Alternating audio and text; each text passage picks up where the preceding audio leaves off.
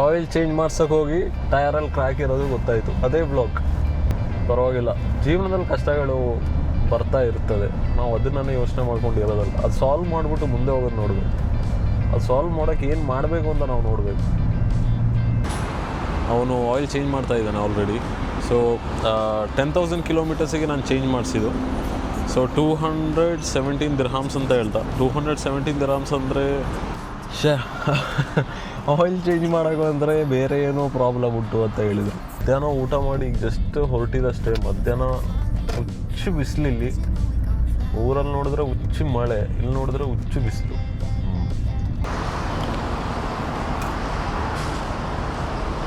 Indian ರುಪೀಸಲ್ಲಿ 4,990, nearly 5,000 ರೂಪಾಯಿ ಬೇಕು oil change ಮಾಡ್ಸೋಕ್ಕೆ 10,000 ಕಿಲೋಮೀಟರ್ಸಿಗೆ. Hello, welcome back to another vlog. ಎಲ್ಲರಿಗೂ ನಮಸ್ಕಾರ. ಹೇಗಿದ್ದೀರಾ? ಸಂಡೇ ಎಲ್ಲ ಹೇಗೆ ನಡೀತಾ ಉಂಟು? ನಾನು ಈಗ ಸ್ವಲ್ಪ ತಲೆದಿದ್ದಷ್ಟೇ.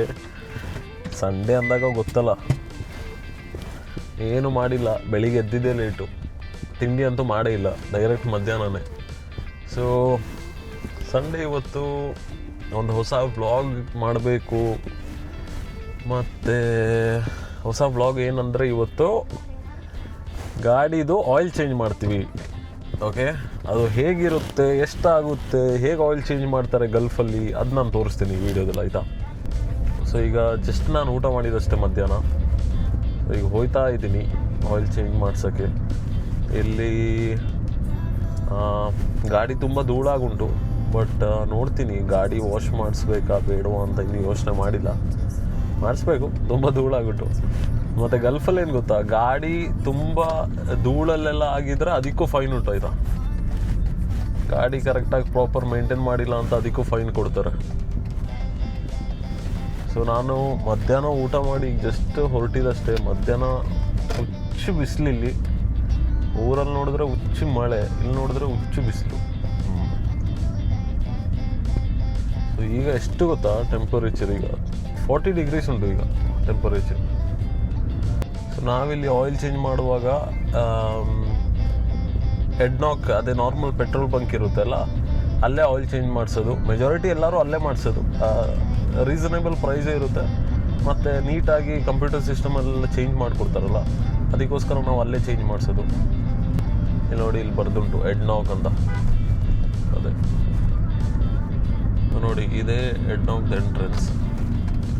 ಸೊ ಇಲ್ಲಿಂದ ಎಂಟ್ರೆನ್ಸ್ ಮಾಡಿದ್ರೆ ನಾರ್ಮಲ್ ಪೆಟ್ರೋಲ್ ಬಂಕೆ, ಬಟ್ ಅದರಲ್ಲಿ ನಮಗೆ ಸೈಡಲ್ಲಿ ಒಂದು ಆಯಿಲ್ ಚೇಂಜ್ ಮಾಡ್ಸೋಕ್ಕೆ ಒಂದು ಸೆಪ್ರೇಟ್ ಸ್ಪೇಸ್ ಇರುತ್ತೆ.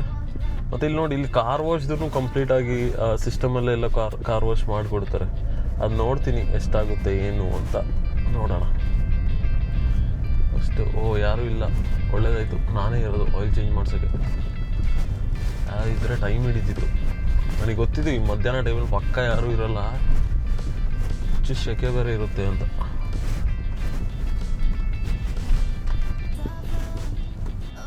ಬಂದ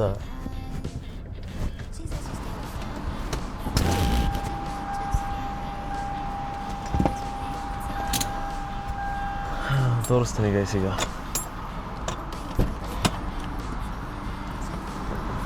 ಬ್ರೋ ಹಾಯ್, ಆಯಿಲ್ ಚೇಂಜ್ ಆಗೋಣ 10,000 ಕಿಲೋಮೀಟರ್ಸ್.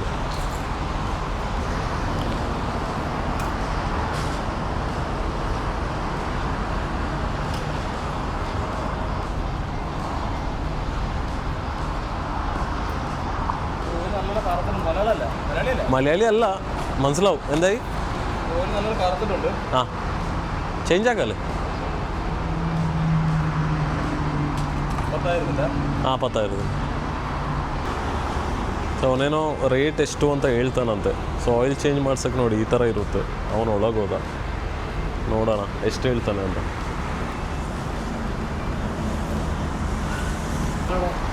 ಕರ್ನಾಟಕ, ಕೊಡಗು. ಅವನು ಆಯಿಲ್ ಚೇಂಜ್ ಮಾಡ್ತಾ ಇದ್ದಾನೆ ಆಲ್ರೆಡಿ. ಸೊ 10,000 ಕಿಲೋಮೀಟರ್ಸಿಗೆ ನಾನು ಚೇಂಜ್ ಮಾಡಿಸಿದ್ದು. ಸೊ 217 ದಿರ್ಹಾಮ್ಸ್ ಅಂತ ಹೇಳ್ತಾ. 217 ದಿರ್ಹಾಮ್ಸ್ ಅಂದರೆ ಇಂಡಿಯನ್ ರುಪೀಸಲ್ಲಿ 4,990, ನಿಯರ್ಲಿ 5,000 ರೂಪಾಯಿ ಬೇಕು ಆಯಿಲ್ ಚೇಂಜ್ ಮಾಡ್ಸೋಕ್ಕೆ 10,000 ಕಿಲೋಮೀಟರ್ಸಿಗೆ. ಇದು ನೋಡಿ, ಇಲ್ಲೆಲ್ಲ ನಮ್ಮದು ಎಡ್ನಾಕ್ ಅಂದರೆ ನಮ್ಮದು ಫ್ಯೂಲ್ ಸ್ಟೇಷನಲ್ಲಿ ಇಲ್ಲೆಲ್ಲ ಕಾಫಿ ಶಾಪ್ಸ್ ಎಲ್ಲ ಇರುತ್ತೆ ಸೈಡಲ್ಲಿ. ಇದೆಲ್ಲ ಕಾಫಿ ಶಾಪೇ ಈ ಸೈಡಲ್ಲಿ ಉಂಟಲ್ಲ ಅದೆಲ್ಲ. ಸೊ ಇದು ಫ್ಯೂಲ್ ಹಾಕೋದು. ಮತ್ತು ಗಾಡಿ ಇಲ್ಲಿ ಉಂಟು ನೋಡಿ, ಅವ್ನು ಕೆಳಗೆ ಹೋಗಿದ್ದಾನೆ, ಆಯಿಲ್ ಚೇಂಜ್ ಮಾಡ್ತಾ ಇದ್ದಾನೆ ನೋಡಿ. ಆಯಿಲು ಅಲ್ಲಿ ಮೇಲಿಂದ ಹಾಕೋದು, ಅಲ್ಲಿ ಮಷಿನ್ ಕಾಣಿಸ್ತುಂಟಲ್ಲ ಅದರಲ್ಲಿ ಕರೆಕ್ಟಾಗಿ 10,000 ಕಿಲೋಮೀಟರ್ಸ್ಗೆ ಎಷ್ಟು ಅಂತ ಸೆಟ್ ಮಾಡಿಬಿಟ್ಟು ಅಲ್ಲಿಂದ ಹಾಕ್ತಾನೆ. ಆಲ್ರೆಡಿ ಅದು ನಂದು ಆಯಿಲ್ ಕಪ್ಪಾಗಿಬಿಟ್ಟುಂಟು, ತುಂಬ ಟೈಮ್ ಆಗಿತ್ತು ಈಗ.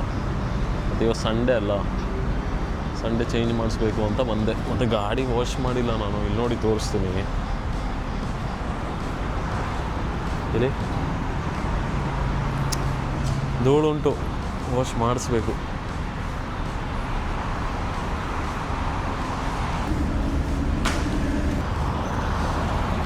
ವಿಷಯ ಏನಂದರೆ ಆಯಿಲೆಲ್ಲ ಚೇಂಜ್ ಮಾಡಾಯ್ತಾಯ್ತಾ, ಬಟ್ ದ ಥಿಂಗ್ ಈಸ್ ಗಾಡಿದು ಒಂದು ಟಯರ್ ಸ್ವಲ್ಪ ಕ್ರ್ಯಾಕ್ ಆಗುಂಟು ಕೆಳಗೆ. ಸೊ ನಾನು ಅದು ಇವತ್ತೇ ನೋಡಿದ್ದು, ನನಗೆ ಅವನೇ ತೋರಿಸಿದೀಗ, ಆಯಿಲ್ ಚೇಂಜ್ ಮಾಡೋನೇ ಹೇಳಿದೀಗ ಗಾಡಿದು ಕೆಳಗೆ ಟಯರ್ ಸ್ವಲ್ಪ ಕ್ರ್ಯಾಕ್ ಆಗುಂಟು ಅಂತ. ಸೊ ಈಗಲೂ ಚೇಂಜ್ ಮಾಡ್ತಾ ಇದ್ದಾರೆ ಅವರು. ಅದಾದಮೇಲೆ ನಾನು ಇಲ್ಲಿ ಹೋಗ್ಬಿಟ್ಟು ಕೇಳಿದೆ ಎಷ್ಟಾಗುತ್ತೆ ಅಂತ. ಅವರಂದರು ನಿಯರ್ಲಿ ಒಂದು 40,000 ಹತ್ತತ್ರ ಆಗುತ್ತೆ ಅಂತ. ಬಟ್ ಒಬ್ವಿಯಸ್ಲಿ ಇಲ್ಲಿ ಕೇಳಿದಾಗ ಸ್ವಲ್ಪ ಜಾಸ್ತಿ ಅಂತಾರೆ, ಬಟ್ ಹೊರಗೆ ಹೋಗಿ ಕೇಳಿ ನೋಡಿದ್ರೆ ಎಲ್ಲ ಸ್ವಲ್ಪ ಕಡಿಮೆ ಅಂತ ಹೇಳ್ತಾರೆ. ನೋಡಬೇಕು, ಈಗ ಚೇಂಜ್ ಮಾಡೋದಾದರೆ 4 ಟಯರು ಚೇಂಜ್ ಮಾಡಬೇಕು. ಅದರಲ್ಲಿ ನಾನು ಈಗ ನೋಡಿದ್ದು 1 ಟಯರ್ 2021 ಉಂಟು, ನಾನು ನೋಡಿತಿಲ್ಲ ಇಷ್ಟು ದಿನ. ಸೊ ನೋಡಬೇಕು ಏನು ಮಾಡೋದು, ಏನು ಕತೆ ಅಂತ. ಇವಾಗ ಟಯರ್ ಚೇಂಜ್ ಮಾಡೋಕ್ಕೂ ಸ್ವಲ್ಪ ಎಕ್ಸ್ಪೆನ್ಸಿವ್ ಇಲ್ಲಿ, ಬಟ್ ಇಂಡಿಯಾದಷ್ಟು ಎಕ್ಸ್ಪೆನ್ಸಿವ್ ಅಲ್ಲ, ಬಟ್ ಉಂಟು. ಅದು ಒಂದು ಸೆಪ್ರೇಟ್ ಬ್ಲಾಗ್ ಥರ ಮಾಡಿದ್ರೆ ಆಯ್ತು, ಇನ್ನೇನು ಮಾಡೋದು. ಆ ಮೇಲಿಂದ ಪೈಪ್ ತೆಗೆದುಬಿಟ್ಟು ಈಗ ಒಳಗೆ ಹಾಕ್ತಾನೆ, ಅದೇ ಆಯಿಲ್. ಸೊ ಈಗ ಆಲ್ರೆಡಿ ತಲೆನೋವು ಸ್ಟಾರ್ಟ್ ಆಯಿತು, ಟಯರ್ ಬೇರೆ ಚೇಂಜ್ ಮಾಡಬೇಕಲ್ವ. ಸದ್ಯಕ್ಕೆ ಹೋಗಿ ಒಂದು ಕಾಫಿ ಎಲ್ಲ ಕುಡಿದು ವ್ಲಾಗ್ ಪುನಃ ಸ್ಟಾರ್ಟ್ ಮಾಡ್ತೀನಿ, ಇಲ್ಲಿದೊಂದು ಮುಗೀಲಿ. ಸೊ ಈಗ ಆ್ಯಕ್ಚುಲಿ ಎರಡು ತಿಂಗಳಾದಮೇಲೆ ನಮ್ಮದು ರಿಜಿಸ್ಟ್ರೇಷನ್ ಬೇರೆ ಬರುತ್ತೆ ಇಲ್ಲಿ. ನಾವು ಗಾಡಿ ಎಲ್ಲ ವರ್ಷಕ್ಕೊಂದ್ಸಲ ನಾವು ರಿಜಿಸ್ಟ್ರೇಷನ್ ಮಾಡಿಸ್ತಾ ಇರಬೇಕು. ಸೊ ಅದರಲ್ಲಿ ಏನಾದರೂ ಫಾಲ್ಟ್ ಇದ್ದರೆ ಅದು ರಿಜಿಸ್ಟರ್ ಆಗೋಲ್ಲ, ಚೇಂಜ್ ಮಾಡಬೇಕು ಅಂತ ಹೇಳ್ತಾರೆ. ಸೊ ಸದ್ಯಕ್ಕೆ ಐ ಥಿಂಕ್ ಈಗ ಅವ್ರು ನನ್ನ ಟಯರ್ ನೋಡಿದ್ರೆ ಪಕ್ಕ ಹೇಳ್ತಾರೆ ನೀನು ಚೇಂಜ್ ಮಾಡಲೇಬೇಕು ಅಂತ. 2021 ಒಂದು ಟಯರ್ ಉಂಟು ಆಚೆ, ಅದು ಚೇಂಜ್ ಮಾಡಬೇಕು. ಇನ್ನೊಂದು ಟಯರ್ ಕ್ರ್ಯಾಕ್ ಆಗುಂಟು, ಇನ್ನೊಂದು ಟಯರ್ ಸ್ವಲ್ಪ ಕ್ರ್ಯಾಕ್ ಆಯ್ತಾ ಉಂಟು. ಇದೆಲ್ಲ ಚೇಂಜ್ ಮಾಡಿಲ್ಲ ಅಂದರೆ ಗಾಡಿ ಅವರು ರಿಜಿಸ್ಟ್ರೇಷನ್ ಪಾಸ್ ಮಾಡಲ್ಲ. ರಿಜಿಸ್ಟ್ರೇಷನ್ ಫೀಸ್ ಹೋಗುತ್ತೆ ಮತ್ತು ಪುನಃ ಪೇ ಮಾಡಬೇಕು ನಾವು. ಸೊ ಬೇರೆ ಆಪ್ಷನ್ ಏನೂ ಇಲ್ಲ, ಚೇಂಜ್ ಮಾಡಬೇಕು. ಇನ್ನೊಂದು 2 ತಿಂಗಳು ಉಂಟು, ಬಟ್ 2 ತಿಂಗಳ ಗಂಟ ಗಾಡಿ ಓಡಲ್ಲ ಇದು. ಈಗ ನಾನು ಬೇಗ ಏನಾದರೂ ಮಾಡಬೇಕು, ನೋಡೋಣ ಏನಾಗುತ್ತೆ ಅಂತ. ಎಲ್ಲ ಕ್ಲೀನಾಗಿ ನೀಟಾಗಿ ಮಾಡಿಕೊಡ್ತಾರೆ. ಅವನು ಏರು ಹೊಡಿತಾ ಇದ್ದಾನೆ ಈಗ ಮುಂದೆ, ಅದೆಲ್ಲ ಕ್ಲೀನಾಗಿ ವೈಪೆಲ್ಲ ಮಾಡಿ ಧೂಳೆಲ್ಲ ಇದ್ರೆ ಎಲ್ಲ ಒರೆಸ್ಬಿಟ್ಟೆಲ್ಲ ಕೊಡ್ತಾರೆ ಆಯಿಲ್ ಚೇಂಜ್ ಮಾಡುವಾಗ.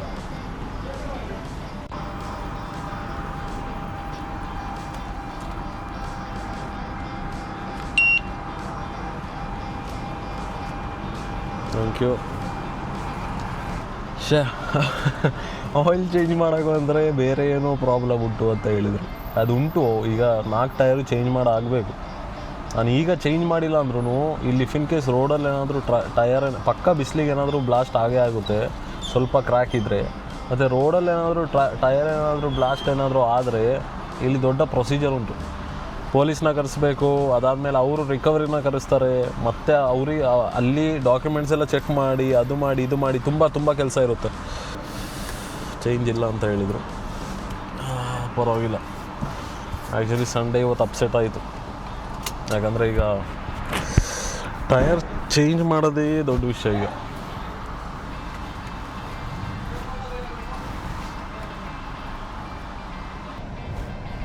ಥ್ಯಾಂಕ್ಸ್.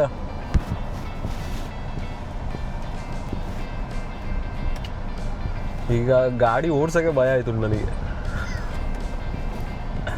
ಅದು ಹಾಗೆ ಅಲ್ವಾ, ಜೀವನದಲ್ಲೂ ಹಾಗೇ. ನಮಗೆ ಫ್ಯೂಚರಲ್ಲಿ ಏನಾಗುತ್ತೆ ಅಂತ ಗೊತ್ತಿದ್ರೆ ನಮಗೆ ನಾವು ಮುಂದೆ ಏನು ಮಾಡಬೇಕಂತ ಯೋಚನೆ ಮಾಡೋಲ್ಲ. ಈಗ ಆಲ್ರೆಡಿ ನನಗೆ ಗೊತ್ತಾಯ್ತಲ್ವ, ಇಷ್ಟು ದಿನ ನನಗೆ ಭಯ ಆಯ್ತಿಲ್ಲ, ಏನೂ ಆಗಲ್ಲ, ಗೊತ್ತಿಲ್ಲಲ್ಲ ಏನು ಪ್ರಾಬ್ಲಮ್ ಅಂತ. ಈಗ ನನಗೆ ಗೊತ್ತುಂಟು ಟಯರಲ್ಲಿ ಕ್ರ್ಯಾಕ್ ಉಂಟು ಅಂತ. ಈಗ ಗಾಡಿ ಓಡ್ಸೋಕ್ಕೆ ಭಯ ಆಯಿತು ನನಗೆ. ಸೊ ಬೇರೆ ಏನೂ ಮಾಡೋಕ್ಕಾಗಲ್ಲ, ಬೇರೆ ಆಪ್ಷನ್ ಇಲ್ಲ ನನ್ನ ಹತ್ರ. ಈಗ ಸದ್ಯಕ್ಕೆ ಸ್ಯಾಲ್ರಿ ಬರೋವರೆಗೆ ಈ ಥರನೇ ಇರಬೇಕು. ಐ ಮೀನ್ ನಾಳೆ ನಾಡಿದ್ದೇನೋ ಬರುತ್ತೆ ನನಗೆ ಸ್ಯಾಲ್ರಿ, ಬೇರೆ ಆಪ್ಷನ್ ಇಲ್ಲ ನನ್ನ ಹತ್ರ. ಎಷ್ಟು ಮೆಲ್ಲೆ ಆಯ್ತದೆ ಅಷ್ಟು ಮೆಲ್ಲೆ ಗಾಡಿ ಎಲ್ಲ ತಗೊಂಡು ಹೋದ್ರೆ ಆಯಿತು, ಇನ್ನೆಂತ ಮಾಡೋದು. ಸೊ ಸದ್ಯಕ್ಕೆ ಇವತ್ತಿನ ವ್ಲಾಗ್ ಅಷ್ಟೇ. ಆಯಿಲ್ ಚೇಂಜ್ ಮಾಡ್ಸೋಕೆ ಹೋಗಿ ಟಯರಲ್ಲಿ ಕ್ರ್ಯಾಕ್ ಇರೋದು ಗೊತ್ತಾಯಿತು, ಅದೇ ವ್ಲಾಗ್. ಪರವಾಗಿಲ್ಲ, ಜೀವನದಲ್ಲಿ ಕಷ್ಟಗಳು ಬರ್ತಾ ಇರ್ತದೆ, ನಾವು ಅದನ್ನೇ ಯೋಚನೆ ಮಾಡ್ಕೊಂಡಿರೋದಲ್ಲ, ಅದು ಸಾಲ್ವ್ ಮಾಡಿಬಿಟ್ಟು ಮುಂದೆ ಹೋಗೋದು ನೋಡಬೇಕು. ಅದು ಸಾಲ್ವ್ ಮಾಡೋಕ್ಕೆ ಏನು ಮಾಡಬೇಕು ಅಂತ ನಾವು ನೋಡಬೇಕು ಅಷ್ಟೇ. ಸೊ ಸರಿ, ಇದು ಆಯಿಲ್ ಚೇಂಜ್ ಮಾಡೋ ಒಂದು ಸ್ಟೋರಿ ಇವತ್ತು ಇಷ್ಟೇ, ಮುಗೀತು. ಇನ್ನು ನೆಕ್ಸ್ಟ್ ವ್ಲಾಗಲ್ಲಿ ಸಿಗೋಣ.